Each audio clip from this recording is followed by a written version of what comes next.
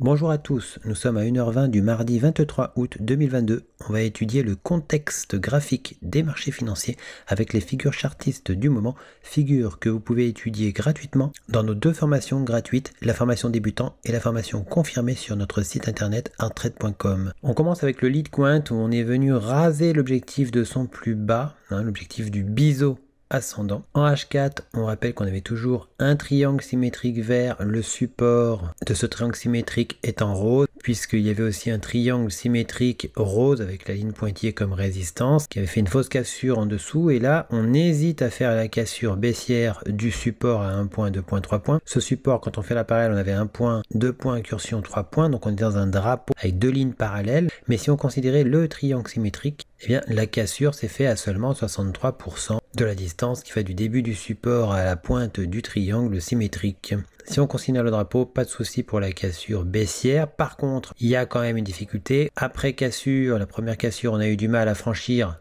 le plus bas formé après cassure, puisque regardez, on est venu faire un nouveau plus bas, on l'a un peu enfoncé ce plus bas d'après cassure, mais on est reparti réintégrer le drapeau, donc il y a vraiment une hésitation à la cassure de ce drapeau. Si on recassait le drapeau, on aurait un objectif baissier vers les objectifs du drapeau, au moins sur le plus bas du drapeau, il y a le demi-objectif et l'objectif H aussi. Sur le marché du Bitcoin, on avait un trade en cours avec 0,21 lot tout en haut. On avait fait le stop suiveur. Stop suiveur a été touché entre temps. On a un petit peu entamé la cassure d'un drapeau, le drapeau bleu avec le support ici qui avait 1 point, 2 points, parallèle 1 point, 2 points, parfait. Vraiment très précis avec des incursions dessus, mais ça ne pose pas de problème à partir du moment où on casse le support. On n'a pas réussi à casser durablement à la hausse.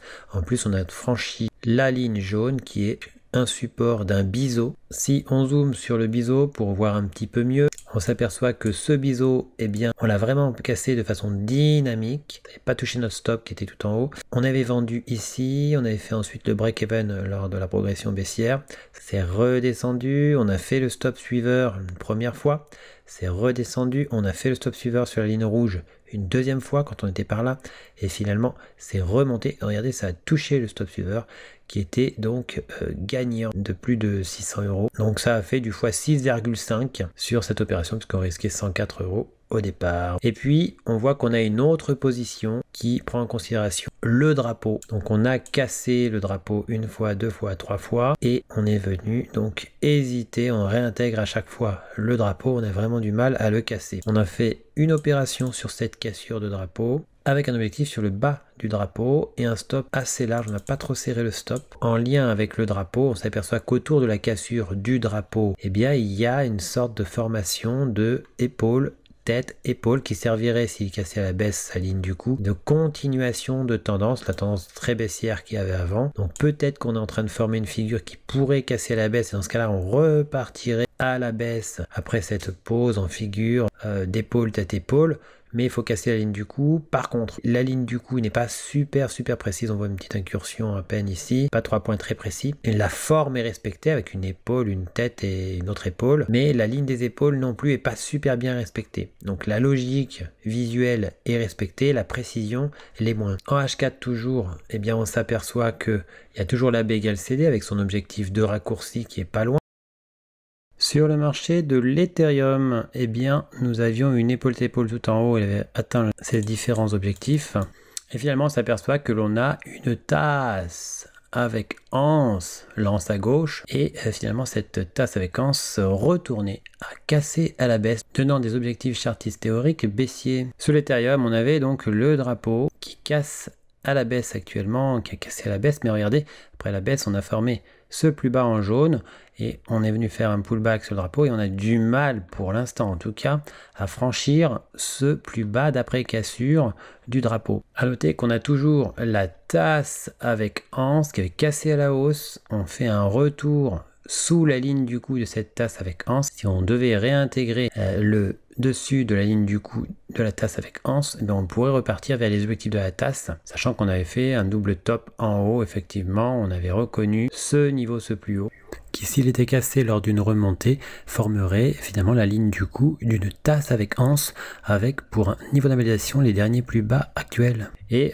si on partait franchir le bas d'après cassure du drapeau, eh bien on pourrait s'orienter vers les objectifs de drapeau. Dans ce cas-là, on invaliderait au passage le bas de l'anse de la tasse, c'est-à-dire le niveau d'invalidation de la tasse avec anse. Alors on va voir que sur pas mal de marchés, ça s'oriente dans un sens avec quelque chose d'assez directionnel. Du coup, il va falloir attendre un peu de construction pour retrouver des figures chartistes. Sur le gold, on avait une tasse avec anse retournée qui avait cassé la baisse. On a fait son demi-objectif. On n'est pas loin de faire son objectif H et on a l'objectif du biseau ascendant à réaliser aussi. Sur le silver, l'orientation est baissière aussi. On avait cassé une tasse avec anse retournée en H4. On a fait le demi-objectif de cette tasse retournée. Sur le WTI, on hésite toujours à franchir le plus bas d'après deuxième cassure. Il y avait une première, puis une deuxième cassure du plat ici du triangle rectangle. On pourrait très bien repartir dans l'autre sens. C'est le scénario que l'on envisage, que repartir dans le sens pour réintégrer le plat, pour finalement repartir dans l'autre sens, contre-attaquer le drapeau et le triangle rectangle, qui eux ont des objectifs très baissiers. Sur le CAC 40, on avait franchi 1 point, 2 points, 3 points, on avait même une parallèle, donc c'était un canal, cassure haussière, ça donnait des objectifs haussiers. Sur la tasse avec anse, eh bien on avait aussi des objectifs haussiers qui ciblaient ce plus haut. Toutefois, entre-temps, il peut y avoir pas mal de mouvements, on le voit avec cette baisse sur les indices, qui permet de réintégrer le canal. Sur le CAC 40, on avait cassé un canal jaune à la baisse, on a fait son objectif H, donc de toute la hauteur de la figure reportée à sa cassure. Il y avait eu le double bottom, on est venu sous le double bottom, on n'avait fait que le demi-objectif du double bottom. En même temps, on avait 1 point, 2 points, 3 points sur une ligne, on n'avait pas vraiment une parallèle, mais ça permettait quand même de parler d'un canal, puisqu'on avait 3 points sur le support, et on est venu sur le bas de ce canal qui est l'un des objectifs du canal. Sur le DAX, on a toujours l'épaule tête-épaule inversée, on est revenu sous la ligne du coup de cette épaule tête-épaule inversée. En M30, on avait tout en haut effectivement une tasse avec anse retournée qui avait cassé à la baisse. Eh bien, on a bien continué à baisser. On a fait l'objectif H largement entre temps.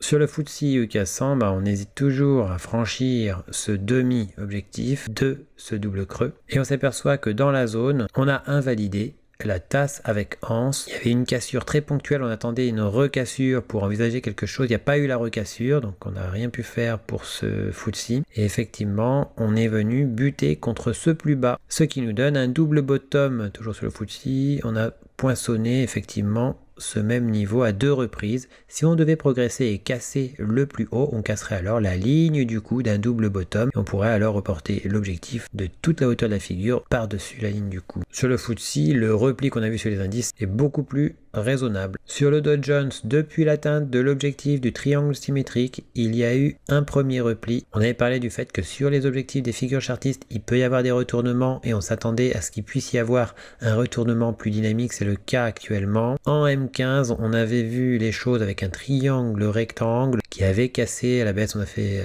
un pullback, 2 pullbacks et c'est reparti à la baisse, on a dépassé l'objectif H de ce triangle rectangle. Si on fait la parallèle à la résistance et qu'on la reporte sur le bas du triangle rectangle, on s'aperçoit qu'on a aussi atteint cet objectif à peu près au même moment que l'objectif H. Sur le S&P 500, on avait atteint l'objectif du double creux, on avait atteint aussi ce plus haut qui était un plus haut qui risquait des retournements et finalement le retournement s'est accentué. En M15, on avait repéré un canal parfaitement parallèle qui avait cassé la baisse. Entre temps on a formé 1 point, 2 points, 3 points, triangle symétrique qui avait cassé et on avait validé la cassure. On est venu faire un pullback sur le triangle symétrique et puis on est reparti, on a fait l'objectif H, on est même allé sur la parallèle de la résistance reportée au bas de triangle symétrique. Effectivement on a atteint l'objectif, le dernier objectif ici du triangle symétrique tout en atteignant le bas de canal parallèle. Sur le Nasdaq, retour sur et autour de la ligne du coup de la tasse avec anse.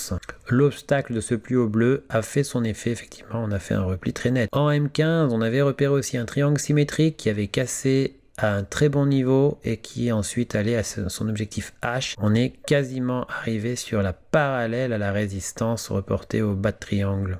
Sur l'euro GBP, le V-bottom avait cassé ponctuellement, il n'y a pas eu de cassure plus franche, on a réintégré largement le dessous de la ligne du coup. Il faudrait une recassure de la ligne du coup pour envisager quelque chose. Sur l'USD-JPY, on a continué à aller au demi-objectif ici du triangle symétrique, le triangle symétrique qui avait cassé quasiment à 70%, mais pas tout à fait à 70%, du coup on n'avait pas validé la cassure. En H4, on s'aperçoit que le scénario d'épaule, tête, épaule commence à devenir difficile. Cela dit, si ça descendait à partir de maintenant et que ça finissait par casser la ligne du coup, on validerait alors une épaule, tête, épaule avec une épaule droite assez haute. Sur l'euro JPY, il y a toujours les objectifs du triangle rectangle tout en bas avec ce plus bas qui sert éventuellement d'obstacle. Entre temps, on est dans un canal parallèle avec la ligne pointillée et puis la ligne oblique ici. Même s'il y avait une incursion là, on pourrait casser le canal parallèle à la hausse. Dans ce cas-là, on pourrait aller jusqu'à casser le plat au-dessus et ça formerait alors un biseau d'élargissement ascendant angle droit. Mais pour l'heure, eh bien, c'est toujours le triangle rectangle qui est en activité. On a réellement buté sur ce niveau qui est un niveau sensible qui pourrait nous amener vers l'objectif du triangle rectangle. Les deux scénarios sont possibles. Il faudra patienter pour avoir un peu plus de précision sur les possibilités. Toujours sur l'euro JPY, on a envisagé la formation potentielle d'une épaule, tête, épaule. La ligne des épaules en tout cas était plutôt bien représentée alors que la ligne du cou ne l'était pas et il faudrait une redescente, peut-être une reprécision de la ligne du cou pour envisager quelque chose autour d'une épaule tête épaule qui pour l'instant n'est qu'hypothétique. Sur l'euro CAD, on avait un premier triangle rectangle, un deuxième triangle rectangle s'est formé avec 1 point, 2 points, 3 points très précis sur la résistance, mais par contre le support du triangle rectangle n'est pas très net. On vient de le casser, mais comme il n'est pas très net, on ne peut pas envisager quelque chose pour l'instant.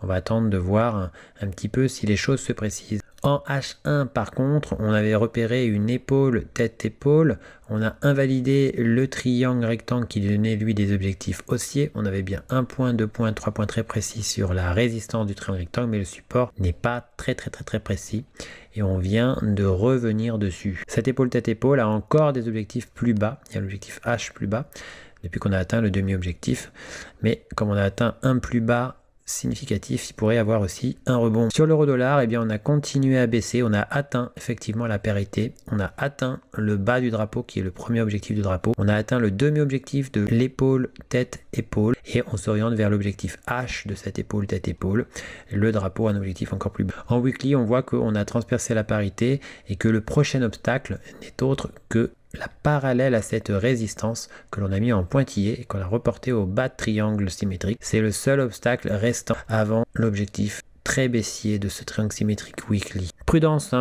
vraiment une prudence importante sur les idées de trade haussier sur l'euro-dollar. La tendance reste baissier, les trades haussiers pourraient fonctionner effectivement, mais ce serait contraire à la tendance pour quelqu'un qui fait du suivi de tendance par exemple. Sur le USD-CAD, on a toujours notre triangle symétrique, on a rebondi aux abords de ce triangle symétrique. On pourrait, si on réussit enfin à franchir le plus haut d'après cassure, eh bien s'orienter vers le deuxième plus haut d'après cassure, en tout cas d'après throwback. Et dans ce cas-là, il pourrait y avoir des hésitations sur ces deux niveaux, le plus haut ici et le plus haut ici. Sur le GBP-USD, on est revenu sur le plus bas majeur d'il y a un certain moment. On avait invalidé aussi l'épaule tête-épaule inversée. En monthly, on s'aperçoit qu'on est toujours dans l'épaisseur du biseau descendant. Va-t-on l'invalider sur son plus bas ou va-t-on remonter et réintégrer le haut du biseau descendant? Eh bien, on verra. Pour l'instant, eh bien, quelqu'un qui rentrera en position avec, par exemple, un stop sur le niveau d'invalidation du biseau descendant se trouverait avec un stop assez étroit compte tenu de la configuration. Mais attention, les frais pourraient être élevés si on devait attendre aussi longtemps puisqu'il s'agit d'une figure monthly. Sur le GBP-AUD, nous revoici sous le rectangle de continuation. On avait réintégré le rectangle de continuation et finalement on est revenu sur le demi-objectif du triangle rectangle. Le triangle rectangle a des objectifs baissiers, le rectangle de continuation a aussi des objectifs baissiers encore plus bas. Sur le AUD-JPY, on a toujours ce diamant qui a du mal à s'activer. On a fait un premier retour pullback précis. On est rentré dans l'épaisseur du diamant qui a très bien résisté. Et puis on hésite toujours au même niveau, on a toujours la position. Attention, il y a ce plus bas qui a créé une réaction dynamique. Et puis il y a ce plus bas qui n'est autre que le plus bas d'après cassure du diamant et qui est un endroit sensible. Sur le GBP-NZD, on est de retour sous la ligne du coup du triple top qu'on avait repéré et on pourrait continuer du coup à s'orienter vers les objectifs du triangle symétrique. Il y a le demi-objectif du triangle symétrique et le demi-objectif du triple top qui sont confondus. Puis ensuite il y a le bas du triangle symétrique qui peut par contre servir d'obstacle. Sur le CAD-CHF, on a du mal à casser le canal qu'on a repéré avec 1 point, 2 points, petite incursion, 3 points, cassure et on hésite encore. Et regardez, on a buté sur ce plus haut qui n'est autre que le plus haut d'après cassure. Regardez, on a buté contre. On pourrait repartir à la baisse pour aller de l'autre côté du canal. Cela nous orienterait d'ailleurs vers l'objectif H de l'ancien drapeau. Sur l'euro AUD, après avoir fait le demi-objectif du biseau d'élargissement ascendant et après avoir réintégré la figure, on est ressorti par dessous. On pourrait s'orienter simplement vers l'objectif H de la figure. Toujours sur l'euro AUD en H4, eh bien, on s'aperçoit qu'on pourrait effectivement s'orienter sur le bas du triangle rectangle mauve. Sur le AUD CHF, eh bien, on a vu un premier plus bas d'après cassure de ce triangle symétrique. On a ensuite fait un pullback sur le triangle symétrique, on a refait un nouveau plus bas, on a refait un pullback plus haut, on est revenu et on a du mal à franchir ce plus bas d'après premier pullback, effectivement, qui est un plus bas à repérer puisqu'on a fait un nouveau pullback plus haut que le premier. Et regardez, on a eu du mal, on est revenu le casser et on est réintégré à nouveau. On a vraiment du mal avec ce niveau. Si on devait recasser plus franchement, eh ben, on s'orienterait sur le bas de ce triangle symétrique. Sinon, eh ben, on pourrait aussi remonter et finir par invalider le triangle symétrique. Cela dit, on est encore loin du niveau d'invalidation du triangle symétrique. Ce NZD-JPY, eh bien, on hésite toujours au milieu du rectangle. Si on devait choisir de revenir sur le plat du haut et le casser, on aurait des objectifs aussi avec un obstacle ce plus haut. Si on devait repartir et casser à nouveau la ligne du coup du triple top, eh bien on considérerait alors les objectifs chartistes du triple top à la baisse avec pour obstacle le plus bas ici. Pour recevoir gratuitement les nouvelles figures chartistes en notification, vous allez sur le site internet, vous cliquez sur Analyse VIP. Une fois que vous êtes sur Analyse VIP, vous cliquez sur S'abonner et puis vous n'aurez plus qu'à vous inscrire ici. Vous mettez un mail, un mot de passe, vous indiquez que vous n'êtes pas un robot et vous mettez S'inscrire. Vous serez alors abonné, vous recevrez toutes les notifications des nouvelles figures trouvées, que ce soit les figures chartistes ou les figures harmoniques. Figures que vous pouvez étudier gratuitement dans nos 2 formations gratuites, le niveau débutant et le niveau confirmé. On a encore 3 autres niveaux qui eux sont payants. En cliquant sur figures chartistes, vous arrivez sur la liste des figures chartistes du moment que l'on a posté. Vous retrouvez aussi les vidéos concernant les analyses chartistes du moment. N'hésitez pas à venir aussi nous découvrir sur notre blog, tout en haut ici, blog. Vous y trouverez nos derniers posts, les défis Hard Trade, ainsi que toutes les nouvelles Hard Trade. À bientôt sur notre site hardtrade.com.